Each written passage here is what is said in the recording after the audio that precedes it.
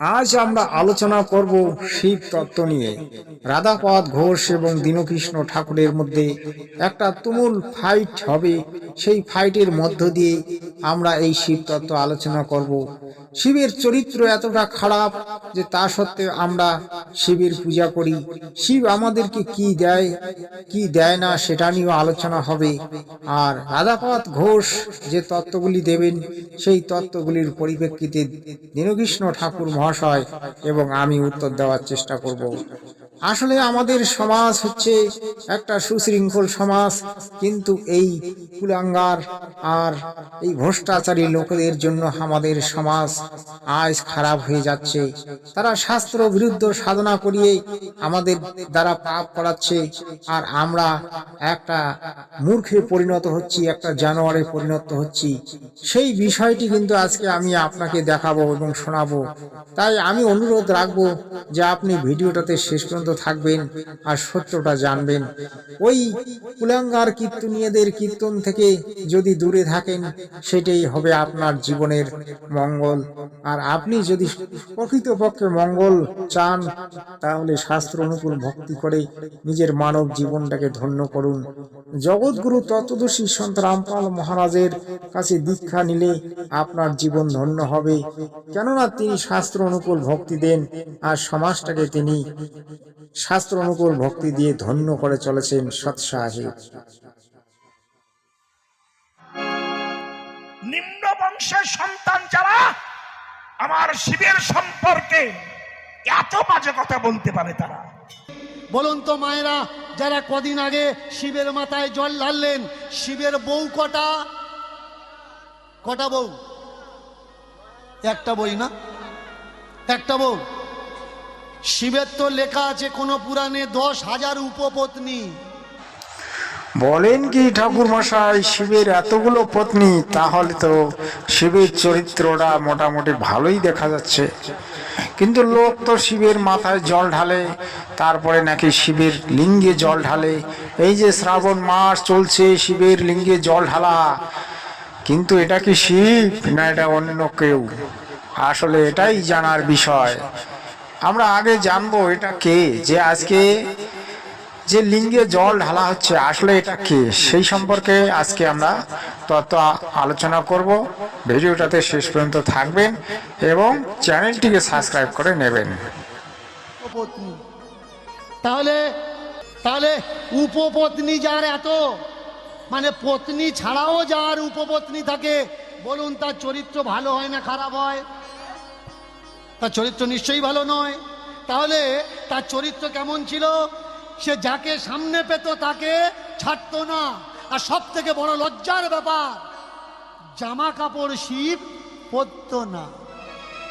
ওই তো বাঘের ছাল আর ওই বাঘের চামড়া, তার পরনের বস্ত্র, হাতে একটা হয়তো ত্রিশূল ডুমুর, তারপরে গলায় সাপ, এই তো তার অঙ্গভঙ্গি।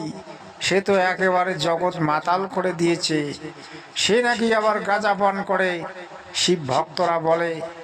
কিন্তু শিব কি আসলে গাঁজা পান করে কি পান করে না সেটা নিয়েও আজকের আলোচনা হবে। তাই আপনারা অবশ্যই ভিডিওটাতে শেষ পর্যন্ত থাকুন। লুকাবো কি করে? বললো বেল পাতা দাও, দিয়ে ঢাকা দাও। এই লজ্জা মানুষের দেখার দরকার নেই। শিবলিঙ্গের মাথায় বেল পাতা কেন দেওয়া হয়?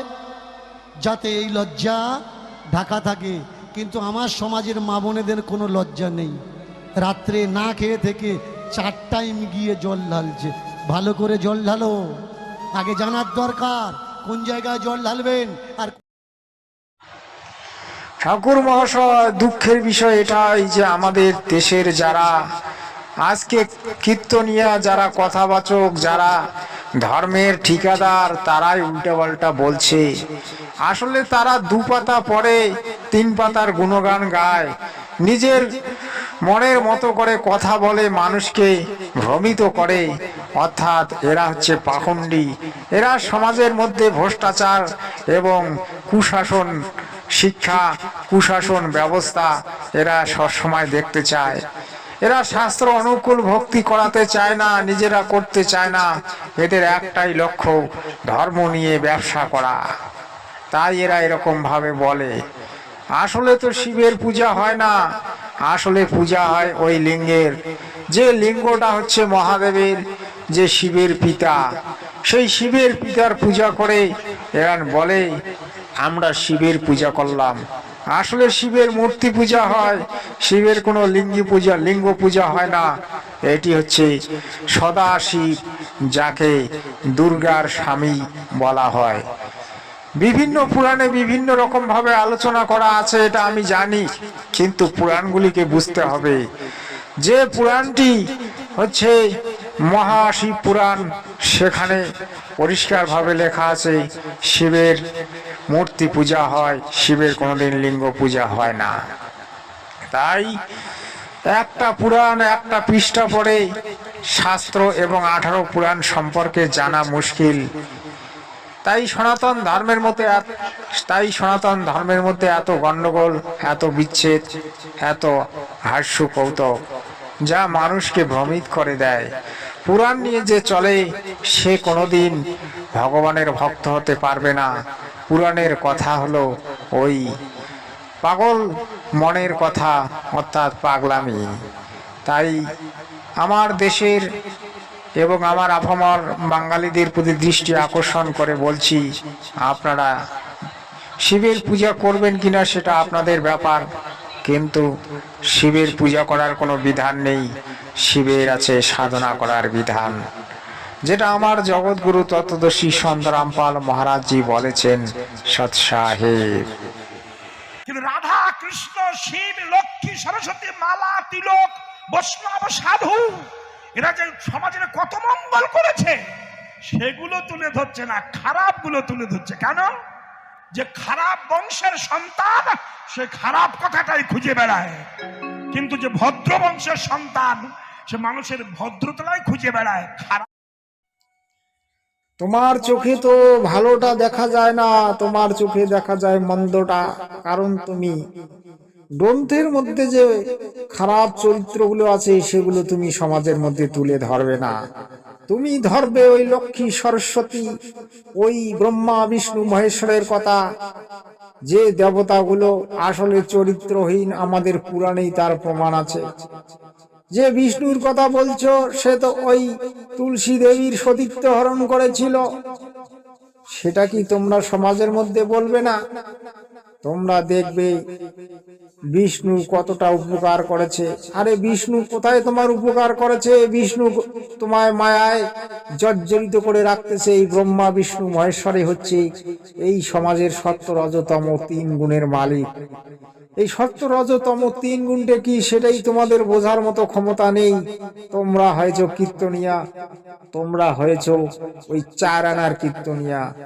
2 পাতা পড়ে 10 পাতার গল্প করো, যেটা নিজের মন মর্জি মতো। আসলে তোমরাই হচ্ছেন সমাজের কলঙ্ক, তোমরাই হচ্ছেন সনাতন ধর্মের কুলাঙ্গার। তাই তোমরা সত্যটাকে দেখাতে চাও না, বলতে চাও না। কিন্তু যে বলতে চায় তার বিরুদ্ধে হাজার আলতু ফালতু কথা বলে তার মুখটাকে বন্ধ করতে চাও। ওরে মূর্খরা, সমাজকে জাগাও, সত্যটা বলে জাগাও।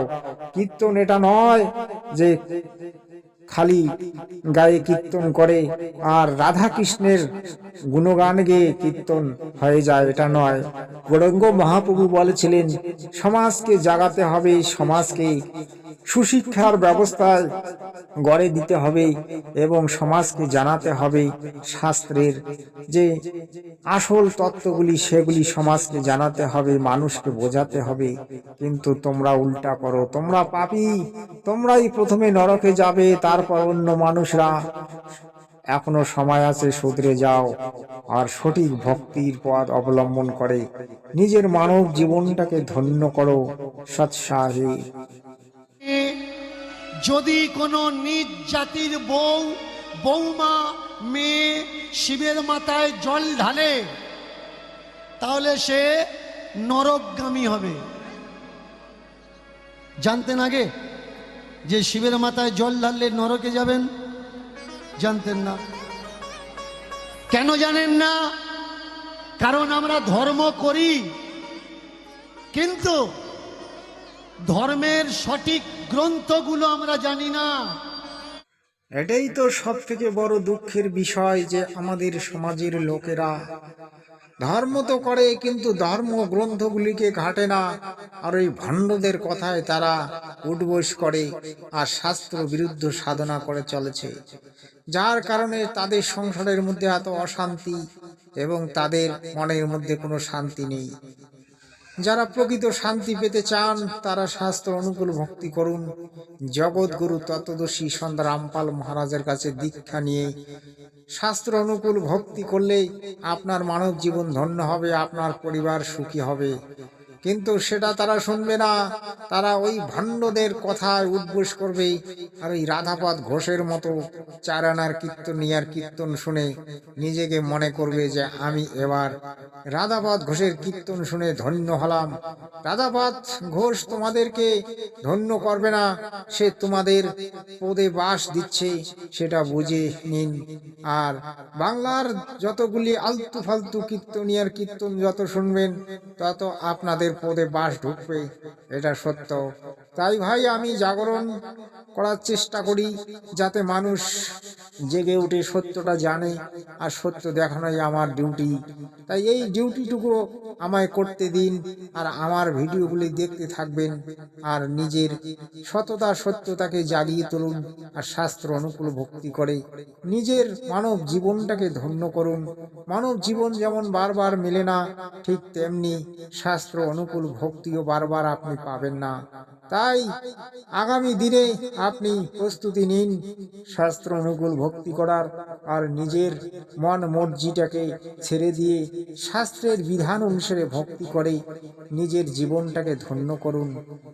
আপনার পরিবারকে ধন্য করান, মানব সমাজকে ধন্য করান সৎসাহে।